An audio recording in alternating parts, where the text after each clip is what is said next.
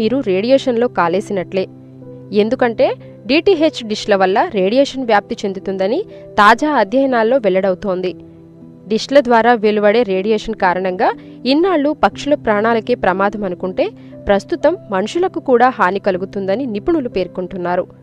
Dish వల్ల ఏర్పడే radiation వల్ల గుండె సంబంధిత వ్యాధులు అధికమవుతున్నాయంటున్నారు. శాటిలైట్ నుండి నేరుగా డిష్లకు సిగ్నల్ రావటం వల్ల రేడియేషన్ ఏర్పడి గుండె జబ్బులు అధికమవుతున్నాయనే కారణంగా ముంబై వంటి పెద్ద నగరాలలో అందరూ యుద్ధ ప్రాతిపదికన డిష్లు తొలగిస్తున్నారు. ఎంటర్టైన్మెంట్ కోసం డిష్లు అమర్చుకుని అనారోగ్యం బారిన పడటం కంటే వీటిని తొలగించటం మేలనుకుని అపార్ట్మెంట్లు, ఇళ్లపై ఉన్న డిష్లు అనేక మంది తొలగించే పనిలో పడ్డారు.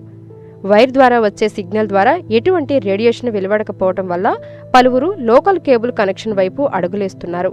ఎంటర్టైన్మెంట్తో పాటు వైర్ ద్వారా రేడియేషన్ వెలువడదని నిర్ధారించుకున్న అనేక మంది డిష్లు పక్కన